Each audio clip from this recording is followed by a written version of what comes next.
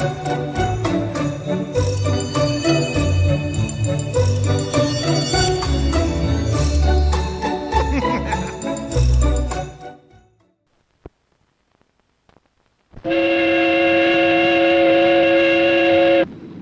will this boy be in 1975? What product did the Russians really invent? How did an inventive soldier end wheel vibrations? Which is the least assimilated minority group? Industry on Parade. Peabody Award winner for public service, produced on film each week by the National Association of Manufacturers.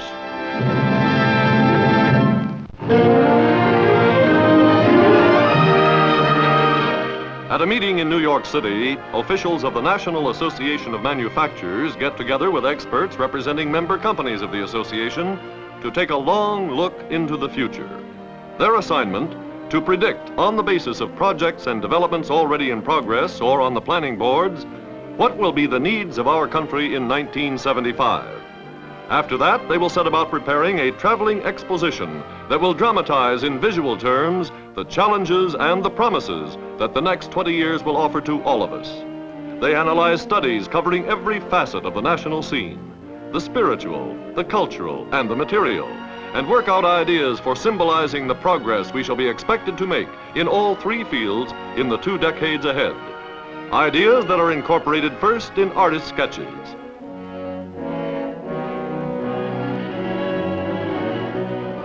At Gardner Display Company in Pittsburgh, the ideas, set down on paper, now take on three-dimensional form.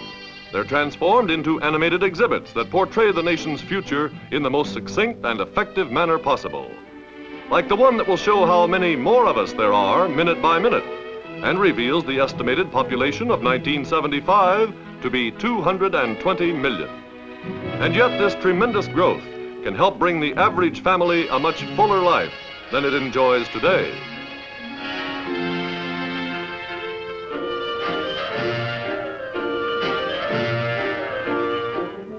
Finally, the exposition hits the road, starts on a tour of towns and cities that eventually will carry it into every corner of the nation. The exhibition is called Americade.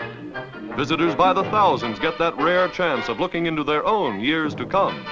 Catch glimpses of a world in which atomic energy will be our chief source of power. Hear the various members of the family of 1975 tell what science and invention have accomplished for them.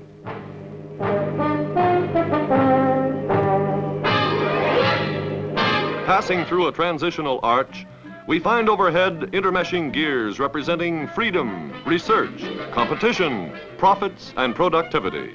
The basic elements to realization of our dreams of the future, as they have been to those of the past. But all the accomplishments will not come automatically. Americade shows also what this wonderful tomorrow will require of us if it is to be realized. Investment of savings in the tools of production, expanded educational facilities, an atmosphere of economic, political, and religious freedom.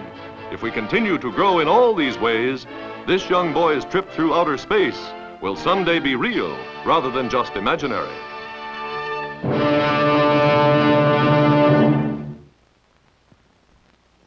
Over the years, industry has made great progress in establishing a plant environment which recognizes the importance and dignity of the employee as an individual.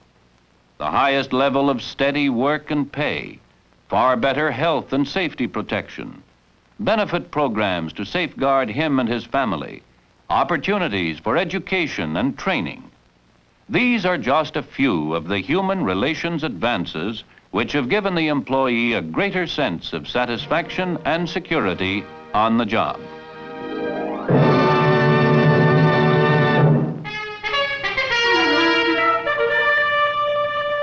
The turn of the century. Back in the hills, Pop's been complaining about a crick in the neck, and Ma has just the thing to fix it. Russian oil, a new importation from abroad, something the Russians really did develop by refining crude petroleum. In the years to follow, this product is to be improved upon by American oil scientists and applied to so many new uses that today the crude distillate used in its manufacture fills acres of storage tanks at Petrolia, Pennsylvania. The oil produced here at L. Sonneborn Sons Incorporated is no longer called Russian oil. After losing that name, it was called white oil for a while because of its water whiteness, and now is more commonly known as mineral oil. Some of the tanks contain solvents and chemicals used in the purification of the distillate to convert it into pure mineral oil.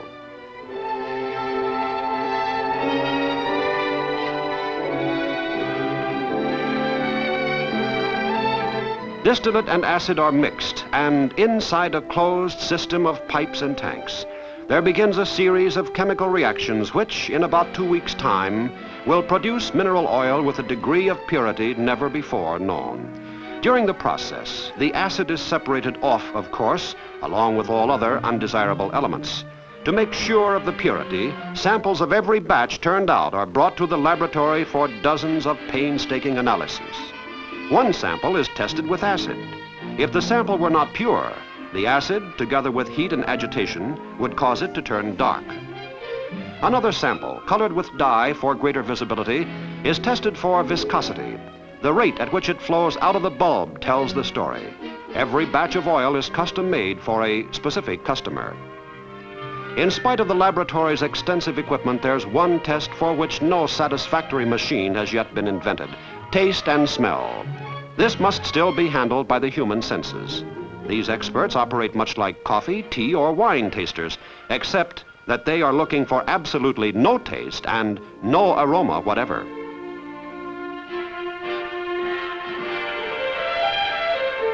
Finally, the perfectly clear oil is approved for shipment to a wide range of industries for use in cosmetics, pharmaceuticals, manufacturing operations, and chemical processing, or to be bottled and sold directly to consumers for a great many uses in the home.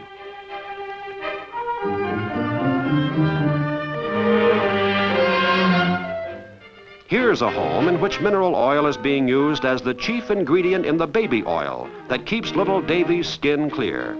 There have been a lot of changes in mineral oil during the past half-century, in its quality and its applications. But the first use it was put to is still one of its biggest and best. Just ask Davy.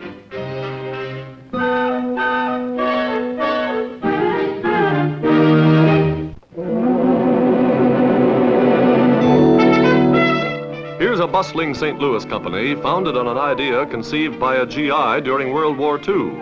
An idea for providing a much-needed service for the nation's motorists.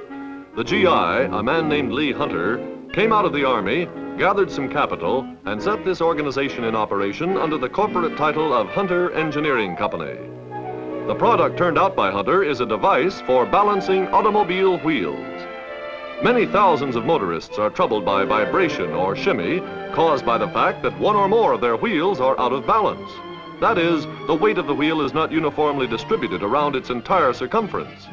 The effect is the same as if the axle were slightly off-center.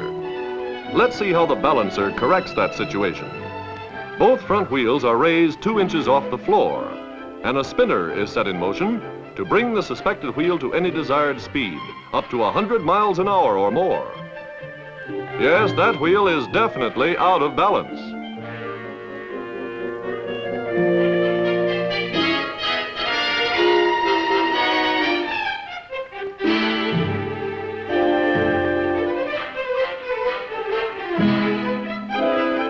The hubcap comes off, and in its place an adapter is installed. This will hold an instrument that will literally tune in on the wheel's vibrations, determine how much counterbalancing weight is required, and point to the exact spot where it should be placed. In days gone by, a wheel in need of balancing had to be removed from the car and submitted to endless trial and error, which sorely tested the patience of mechanics. Now a few knobs are adjusted, and when the vibration stops, the problem has been licked.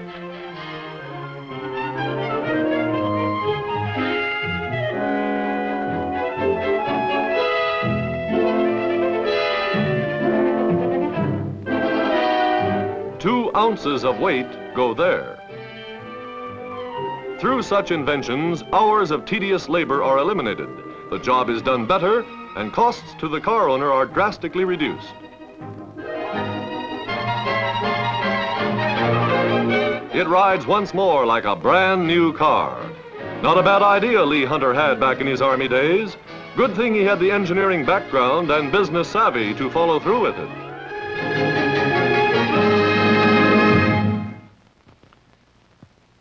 The entire American system rolls on competition with the customer in the driver's seat. The customer chooses among many competing products. He buys from the company that offers him highest quality at lowest price. To keep customers happy, a company must become more and more efficient, find new machines, methods, and processes, and reduce production costs. It must pass savings along to customers in the form of reduced prices and improved quality. A company can grow or stay small, but in the final analysis, it's the customer who decides how big a company can grow.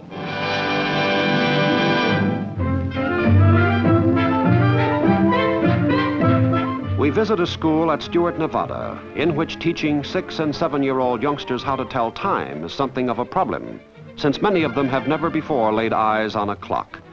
The school is the Carson Indian School, which strives to impart an education to children who are handicapped by the fact that, although they are descendants of the original Americans, they are also the least assimilated element in our population. The task, therefore, is to bring their living habits and conditions into line with those of the rest of our citizens. Learning here is a little more complicated than it might be elsewhere. Complicated by total unfamiliarity with such commonplace items as silverware or napkins, much less their proper placement and usage.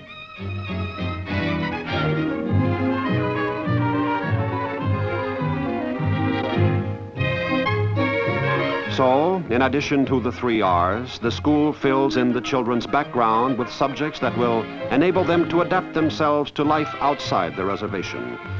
Like the preparation of foods long shunned or not available in Indian villages, and the advantages of modern medicine, the increased vigor and longevity that are possible through observance of the rules of health and hygiene.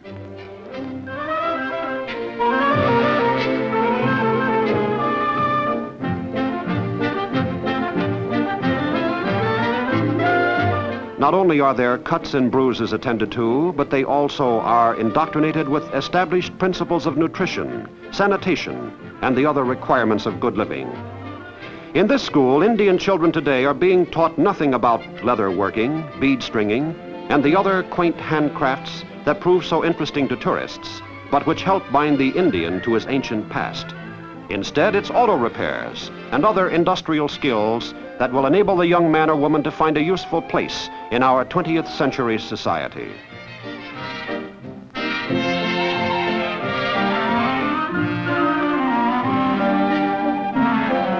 It was the high degree of our industrial development that brought the rest of us the advantages of health, long life, mass education, improved living standards, and all the rest. Let's try applying the same solution to the problems of the American Indians. With a working knowledge of industrial techniques, their chances of lifting themselves out of their present unhappy condition strictly through their own efforts should be much improved.